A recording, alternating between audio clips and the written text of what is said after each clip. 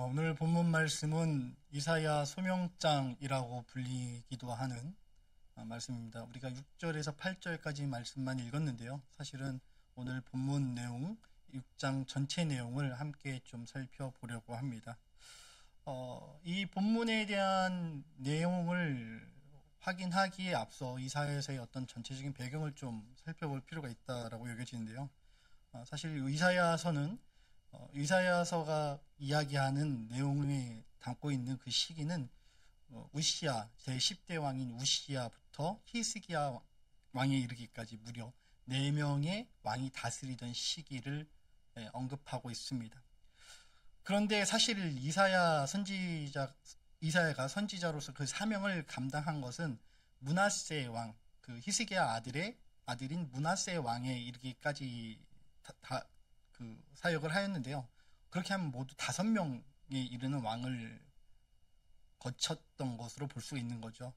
전승에 따르면은 이사야가 므낫세 왕 때 죽게 되는데 므낫세가 톱으로 켜서 2조각을 내서 죽였다라고 합니다. 그만큼 므낫세는 악한 왕이었다라고 하는데 그 악한 행적에 대해서는 열왕기하 21장에 보면은 므낫세가 얼마나 악한 왕이었는지 이야기를 좀 다루고 있습니다. 근데 사실 이사야가 처음에 사역을 감당하던 시기에 왕들은 좀 그렇게까지 악한 왕들은 아니었던 것 같아요. 그 열왕기하 16장에 보면은 우시야 왕의 행적에 대해서 얘기가 나오는데 아버지 아마샤의 왕의 행적을 따라서 선하게 행했다라고 이야기를 합니다. 그런데 보면은 산당은 제거하지 않아서 많은 사람들이 산당에서 제사하고 이방신을 섬겼다라고 이야기하는 것을 볼 수가 있어요.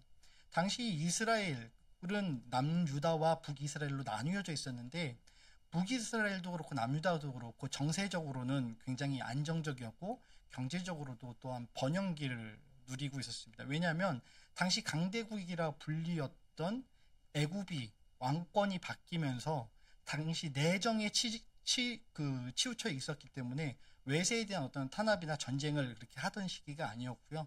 그리고 또 그 당시 강세였던 아수르도 그 내란으로 인해서 내용을 겪고 있었기 때문에 그 외부 침략을 하지 않던 시기였어요. 그래서 북이스라엘도 그렇고 남유다도 그렇고 정세가 경제적도 다 안정이 돼 있었기 때문에 무언가 번영기를 누리는 것처럼 보였던 시기였죠. 그런데 문제는 뭐였냐? 종교적으로, 도덕적으로는 매우 타락했던 시기였더라는 겁니다. 우시야 왕, 오늘 본문의 시작을 보면은 우시야 왕이 죽던 해에라고 이렇게 시작을 하고 있는데 사실 우시야 왕은 그 초기에 하나님 앞에서 바르게 했다라고 했잖아요. 근데 그 산당 제거하지 않았던 그 이유 때문인지 뭐 때문인지 모르겠지만 하나님께서 그를 나병으로 치셨어요. 그래서 평생을 주님 앞에 가는 그날까지 나병 환자로서 지냈다라고 이야기합니다. 그렇게 보냈던 시기에 이제 이사야가 오늘 부름을 받는 건데, 이사야가 부름을 받는 어떤 그 이후의 생적들을 또 이렇게 보게 되면은, 평안하던 시기에서 이제 북이스라엘과 남유다가 어려움을 겪게 되는 그러한 시기를 경험하게 됩니다. 시기적으로는 보면 약 한 60여 년의 시기를 사역의 시기로 보냈다라고 하는데, BC 745년에 그 아수르 왕 디글랏 벨레셀이 즉위하면서 남유다도 북이스라엘도 상황이 조금 바뀌어요.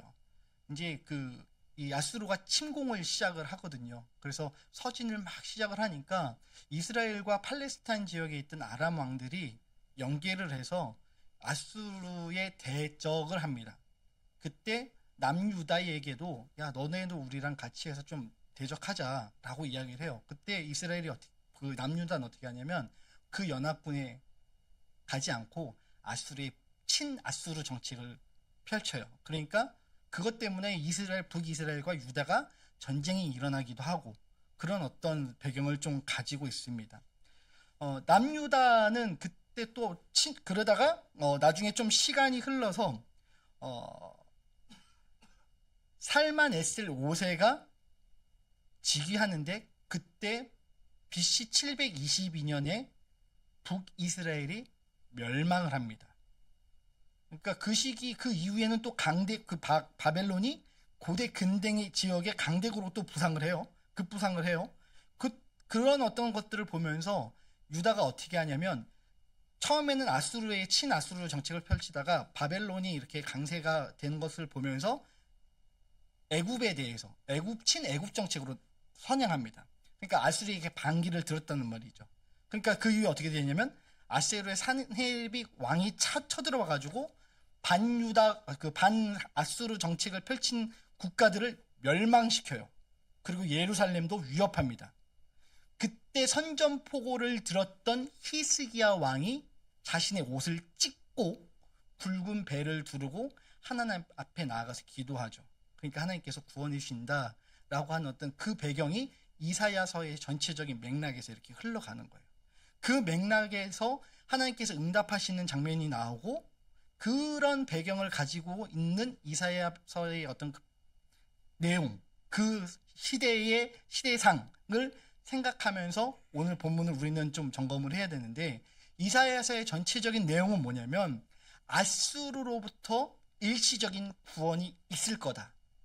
그리고 앞으로 급부상하는 바벨론에 의해서 다 남유다가 멸망하게 될 거고 포로 생활을 하게 될 것이다.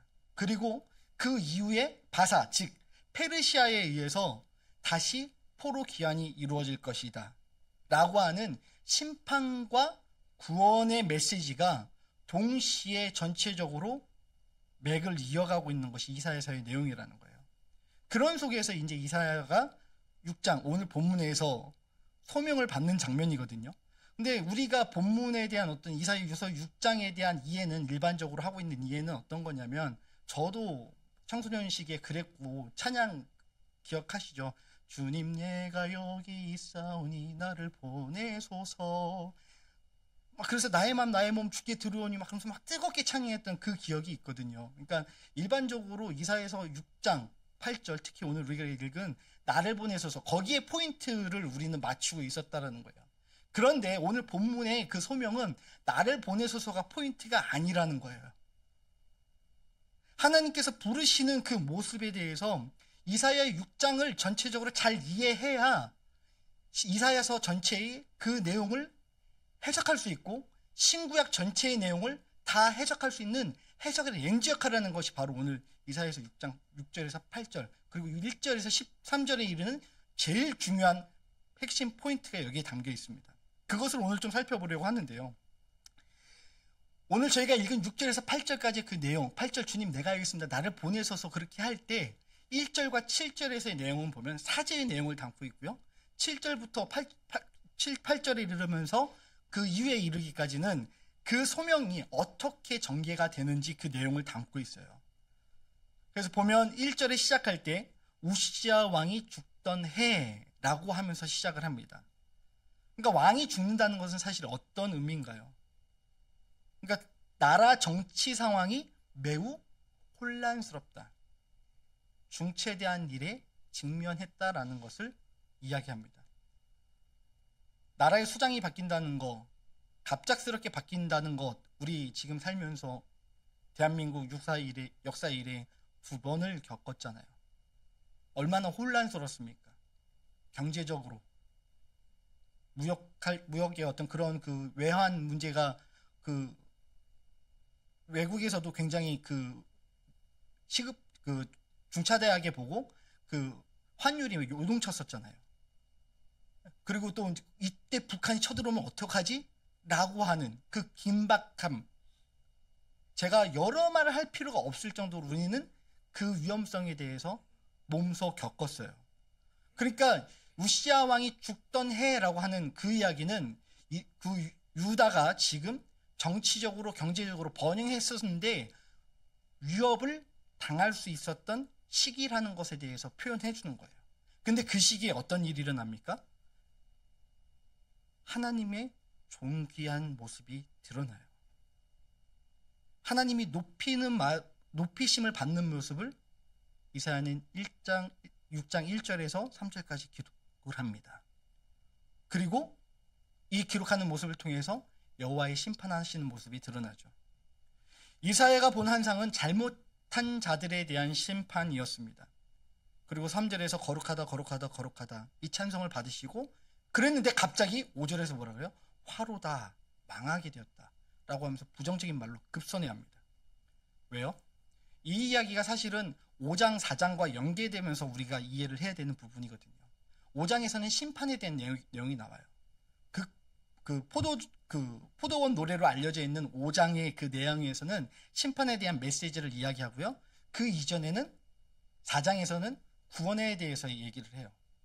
그러니까 선지서들의 특징이 뭐냐면 심판을 이야기하고 심판에 대해서 선언을 하면 백성들이 회개를 해요. 회개를 하면 하나님께서 또 용서하시고 구원을 이루세요. 그리고 구원을 하시면 또다시 교만해져가지고 다시 타락하고 그럼 또다시 하나님께서 벌 주시고 심판하면 또다시 회개하고 그게 계속해서 반복되는 게 선지서가 이야기하는 선지사들이 살아가던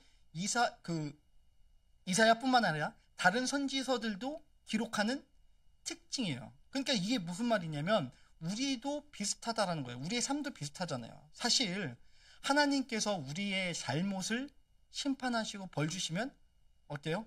하나님 잘못했습니다. 우리 회개하잖아요. 그럼 하나님께서 다시 구원해 주시고 구원에서 평안함을 이루면 그 구원에서 하나님께서 구원에서 평안함을 주시는 건데 내가 잘해서 내가 무언가 해서 그래서 내가 다시 평안함을 누리는 것처럼 우리가 착각을 하곤 하잖아요. 그래서 교만하면 어떻게 돼요? 교만해지고 타락하면 어떻게 돼요? 하나님 다시 벌 주시고 그러니까 이 사이클이 계속 반복되는 게 어쩌면 우리 인생인 것 같기도 해요. 그러니까 이 인생에 반복되는 그 하나님께서 인도하신 그 사이클의 연속상에서 봤을 때 그리고 선지서의 그 연속상에서 봤을 때 우리가 기억해야 될 것 내가 잘못했을 때 하나님께서 혼내시네? 뒤집어서 얘기하면 내가 하나님의 자녀구나 하나님의 백성이구나 라는 것을 확인할 수 있다는 거죠. 그러면 어떻게 해야 돼요? 하나님께서 벌 주시고 심판하심을 느꼈다? 빨리 회개하고 돌아와야 됩니다. 혹시라도 내가 하나님 앞에 벌 받고 있는 상황에 놓였다라고 하면 기뻐하시기 바랍니다. 오히려 내가 하나님 자녀라는 증거니까. 그리고 빨리 돌아와서 하나님 주시는 평안을 다시 그 구원의 기쁨을 누리실 수 있기를 부탁드립니다.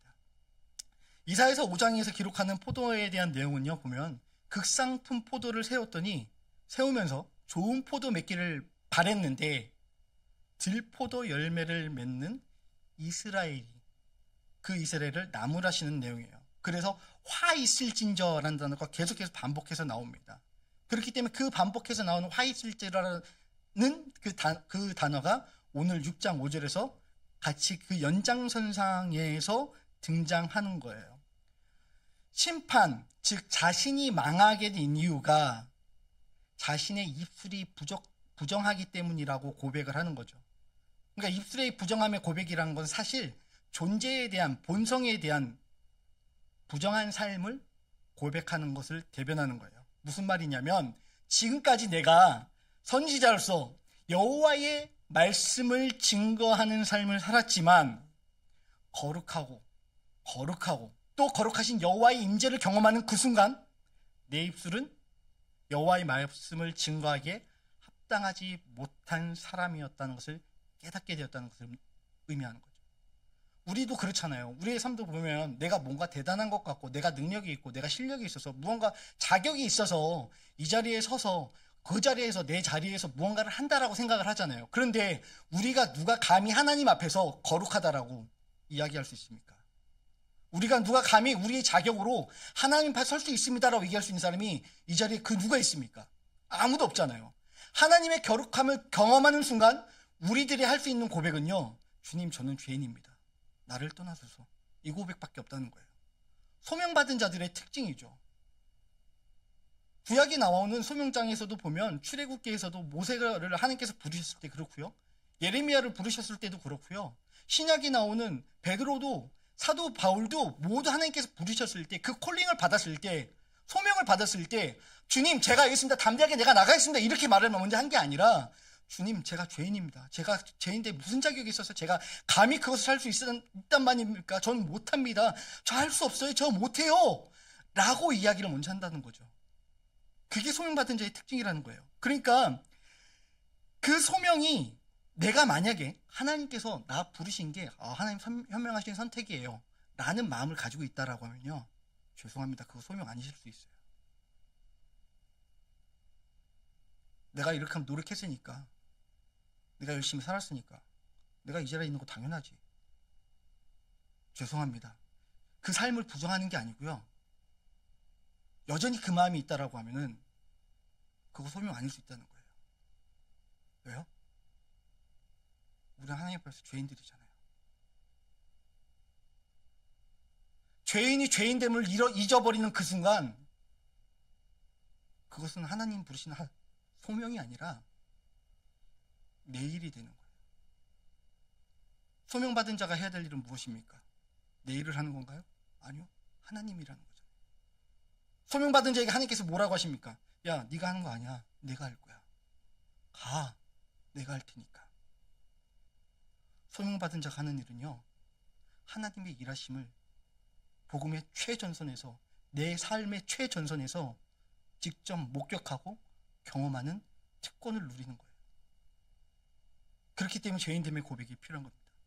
나 같은 사람이 뭐라고? 만약에 내가 여전히 그 자격이 있어서라고 생각한다고 하면요, 죄송합니다. 원래 우리 자리란 건 없어요. 우리 자리란 게 있으면 하나님 안 부르셔요. 근데 우리 자리란 게 없기 때문에 하나님께서 부르시는 겁니다. 근데 우리 늘 실수하잖아요. 내가 이 자리에 있는 거, 내 자격이 있어서 이 자리에 서 있는 거 아닌가라고. 사실 제가 부교육자로서 20년 넘게, 25년 넘게 사역하면서 매번 설교 준비하고 설교할 때마다 한 번씩 경험하고, 또 성도들 만날 때마다 경험했던 저의 교만의 원인이 뭐였냐면, 내가 이 자리에서 지금 설교하는 거 내가 그래도 공부 열심히 했으니까, 내가 그래도 배운 대로 살려고 노력했으니까, 그러니까 이 자리에 서서 내가 설교할 수 있는 거야 라는 착각을 어느 순간 하게 되더라는 거예요. 근데 그게 망하는 거의 지름길이거든요. 교만의 지름길이거든요. 근데 그게 저만 그렇다는 거예요. 우리 안 그러냐는 거예요. 우리의 삶을 돌아보면 안 그러냐는 거예요. 내가 지금 누리는 모든 것들이 당연한 거라고 생각하는 거 아니냐는 거예요. 그런데 하나님을 만나고 하나님께서 부르셨고 하나님께서 이 자리에 나를 심으셨다는 그것을 알게 되고 그 앞에 서게 되면 우리의 고백은 어떻게 돼요? 당연한 거 아니라 은혜였습니다 라고 고백하게 되지 않는가요? 지금 어떠십니까? 소명자로서 하나님 부르심에 대해서 감사하면서 은혜입니다를 고백하고 계세요? 아니면 하나님 그래도 제가 이만큼 했으니까 제가 이 자리에 있는 거 아니겠어요? 라고 여전히 하나님 앞에서 씨름하고 계십니까? 전 죄인입니다. 저 아무것도 할 수 없어요. 저처럼 부정한 사람이 뭘 하겠습니까? 라고 할 때 하나님께서 오늘 7절의 말씀처럼 죄를 사하십니다. 부정한 것을 용서해 주세요. 내가 할게. 내가 한다. 너는 그 자리에 있기만 해. 그러고 보내시는 게 그게 소명이에요. 내가 가겠다고 해서 가는 게 아니라, 보내시는 곳에 내가 가는 게 아니라 보내심을 받는 것. 그게 바로 소명입니다. 오늘 2부에 우리 자녀들이, 우리 청년들이 그러한 마음으로 성경의 보내심을 받는 것으로 확인하기 위해서 파송 예배 드리는 거예요. 내가 간다는 것을 선포하고 담대하게 파송식을 갖는 게 아니라, 아니요, 하나님께서 보내십니다. 보냄 받는 겁니다. 그것을 기억하고 선포하는 자리가 오늘 2부 예배가 될 수 있도록 여러분 기도해 주십시오. 그리고 그 마음으로 갖고 일본 땅으로 나가게 해 주십시오라고 기도해 주십시오. 그때 하나님께서 일하십니다. 우리가 하는 거 아니에요. 하나님께서 일하셔야 그 땅이 변하고 그 땅이 회복됩니다. 이사야가 자신의 입술에 대한 부정을 고백했을 때 하나님께서 죄를 용서하시고 선포하셨을 때, 그때 비로소 이사야가 그럼 제가 여기 있습니다. 주님 나를 보내소서 하고 담대히 얘기합니다. 왜요? 주님께서 우리를 위해서 누가 갈꼬? 라고 할 때 주님 제가 여기 있습니다.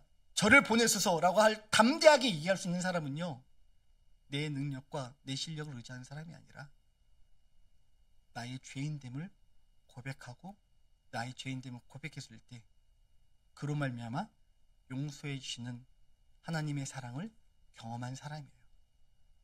그런 사람이 바로 나의 삶의 전선에서 신앙생활을 하면서 살아가는 게 아니라 생활 신앙인으로서의 철저한 삶을 하나님 앞에 올려드리는 사람인 줄로 압니다.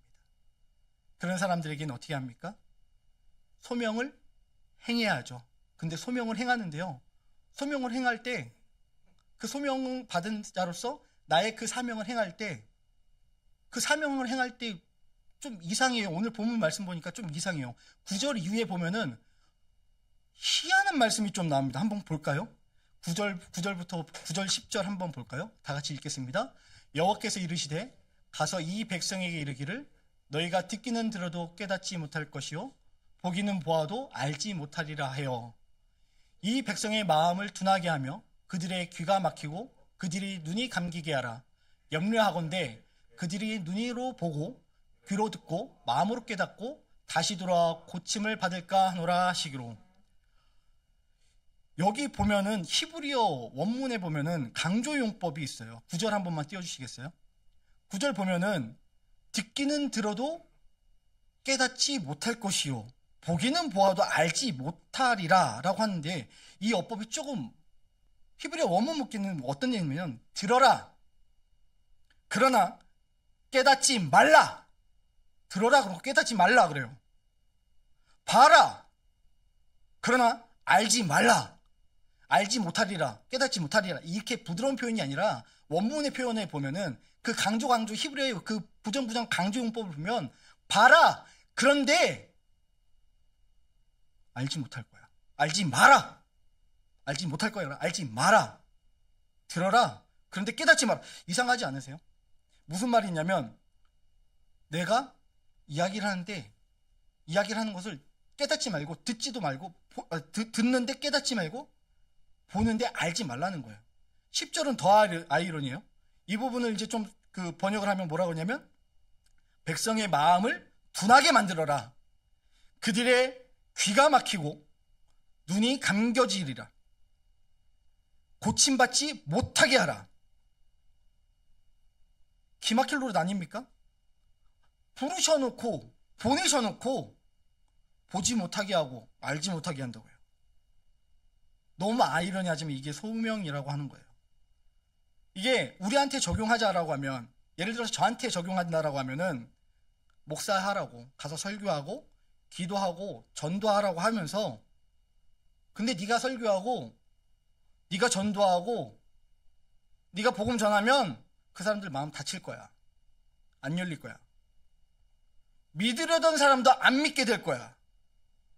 오늘 우리 단기 선교팀한테 적용을 하자면 담대하게 일본으로 나가야 되는데 너네가 가서 영어 캠프 열심히 하고 걔들한테 복음 열심히 전해도 믿으려고 그 자리에 나왔던 사람도 너 만나면 너 때문에 안 믿게 될 거야.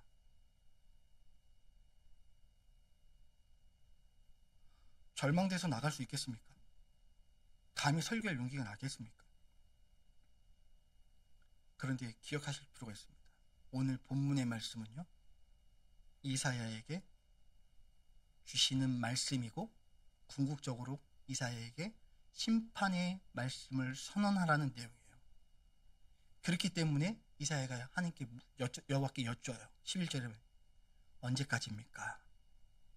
그래서 11절과 12절에 대답하시기를 마지막 때 심판하실 때까지다 라고 말씀하십니다. 본문 한번 볼까요? 직접적으로 이렇게 표현하는데요. 읽습니다. 시작. 내가 이르되 주여 어느 때까지 있나 하였더니 주께서 대답하시되 성읍들은 황폐하여 집이 없으며 가옥들은 사람이 없고 이 토지는 황폐하게 되며 여호와께서 사람들을 멀리 옮기셔서 이 땅 가운데 황폐한 곳이 많을 때까지니이다. 유다가 완전히 말살될 때까지 하나님께서 구원하지 않으시겠다는 거예요. 심판 제대로 하시겠다는 거죠. 뭐예요? 우리도 그럴 때 있잖아요. 자제분들 키우실 때 어땠습니까? 내가 이번에는 버릇 단단히 고쳐놓을 거야. 완전히 제대로 혼내놓을 거야. 마음 아프지만 벌 세우고 회초리 들고 갈 때 그 아픈 심정 있잖아요. 근데 이번에는 반드시 고칠 거야 라고 하는, 하나님께서 오늘 이스라엘을, 남유다를 그렇게 회복시키시겠다고 작정하셨다는 거예요. 언제까지요? 완전히 말살해서 포로의 삶을 살 때까지.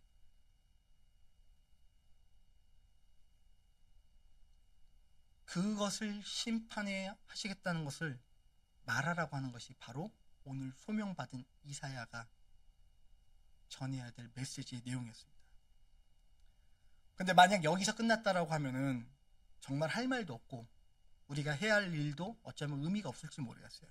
그러나 맨 마지막 절인 13절의 말씀이 구원과 회복으로 우리를 나아가도록 이야기해 줍니다. 그것이 바로 오늘 본문에서 발견해야 될 가장 중요한 핵심이고 이사야서를 이해하는 가장 큰 핵심 포인트고 또 신구약을 열어주는 해석의 렌즈가 될 수 있는 구절입니다. 13절 한번 다 같이 한번 볼까요?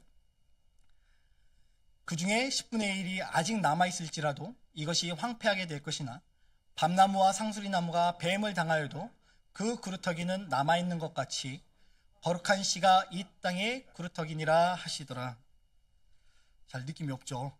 여기에 나오는 밤나무, 상수리나무 이사야 1장과 5장에도 나오는데요. 근데 이 나무가 배임을 당한다라고 합니다. 배임을 당하는데 밑둥만 남는데요. 그럼 끝났다는 의미입니까? 이제 너네 끝났어. 그 의미예요. 그루터기. 그 다음에 나오는 거룩한 씨라는 표현에 우리는 주목해야 됩니다. 4장에 보면은 싹이 나온다라는 표현이 있는데 싹이 나오기 위해서 필요한 게 뭐예요? 거룩한 씨예요. 그러니까 6장을 다시 한번 정리해보면 이사야에서 6장에서 핵심 내용은 심판을 통해서 구원이 나온다라는 거예요. 그러니까 남은 자를 나오게 하는 구원자가 나온다는 의미인데 그 구원자가 누구냐? 바로 거룩한 씨. 그 씨가 누구냐?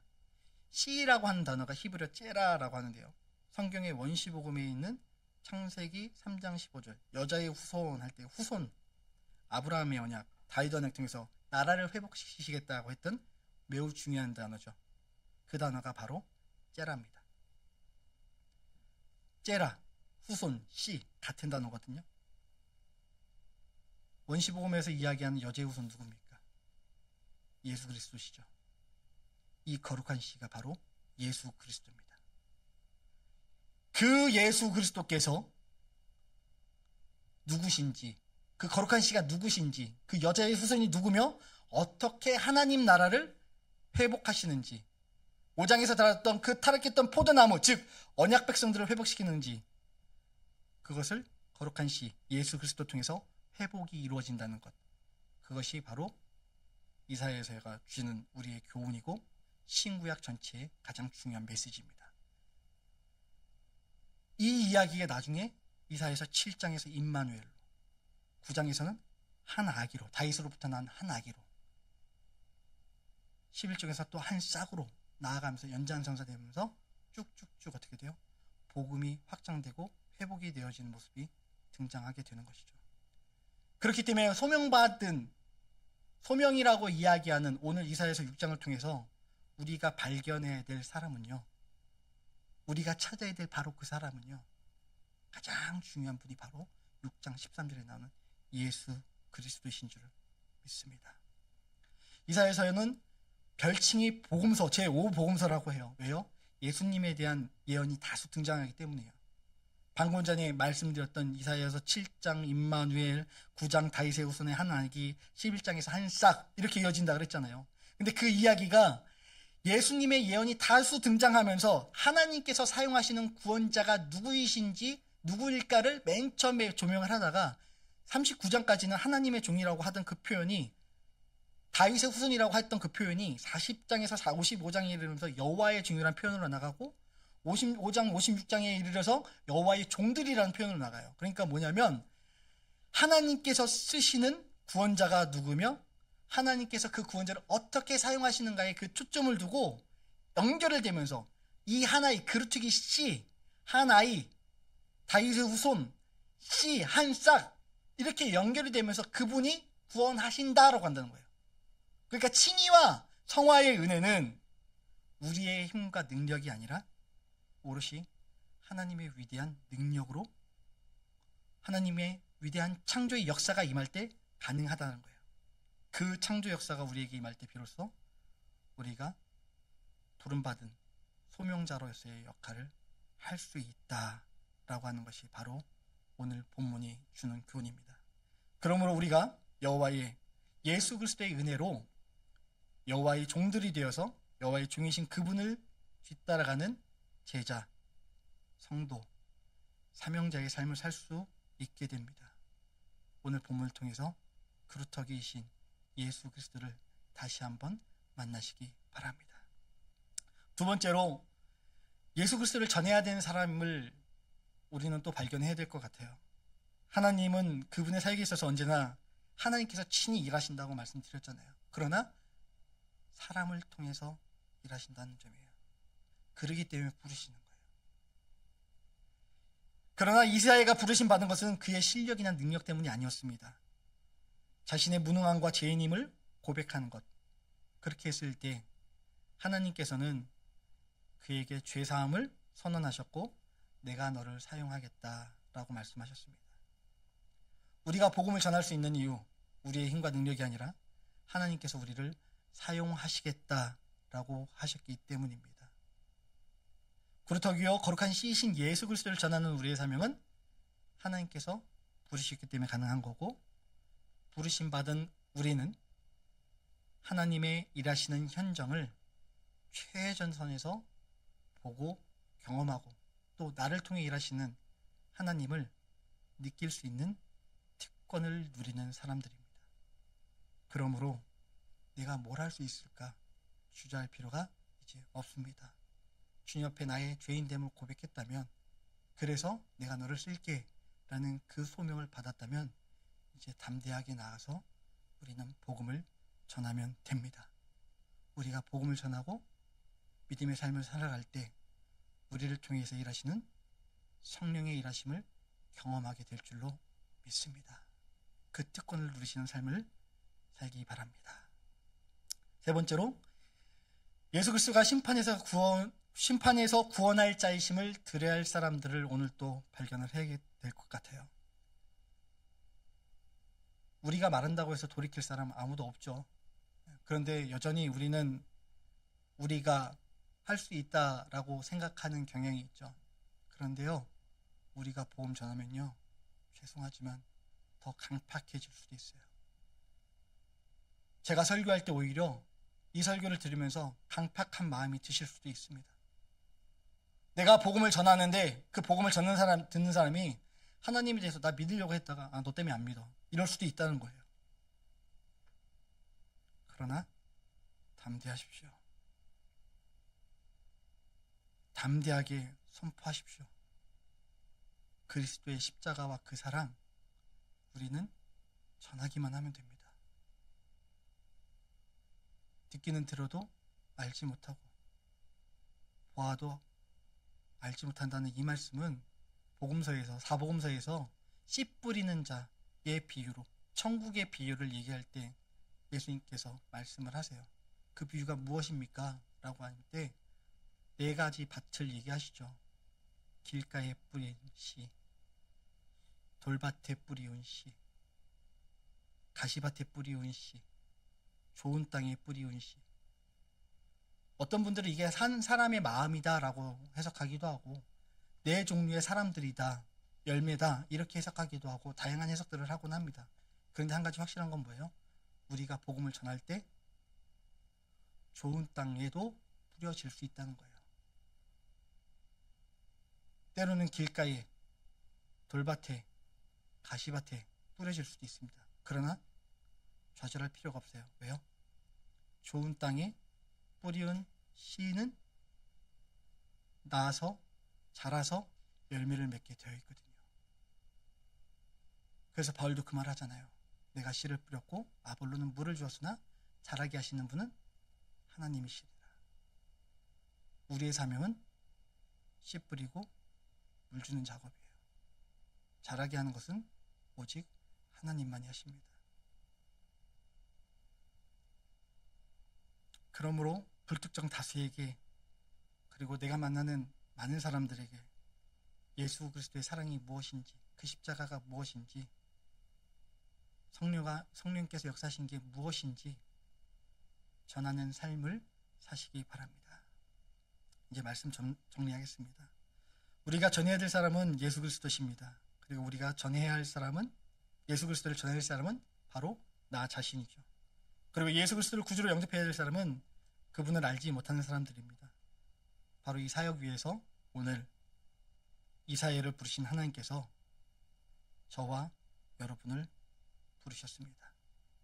우리의 삶의 현장에서, 그리고 복음을 들고 일본으로 나가야 할 우리 단기 선교팀이 만나야 될 사람들과 상황은 녹록지 않을 수 있습니다. 그러나 그럼에도 담대하게 복음을 전하는 삶을 살아갈 때 성령께서 우리를 통해, 그리고 우리 단기팀을 통해서 일하시고, 또 우리를 보내신다고 하신 하나님께서 친히 일하시는 그 과정을 보고 경험하게 될 줄로 믿습니다. 그러한 삶을 위해서, 그러한 단기팀의 여정이 되기 위해서 함께 기도해 주시기 바랍니다. 함께 기도하겠습니다.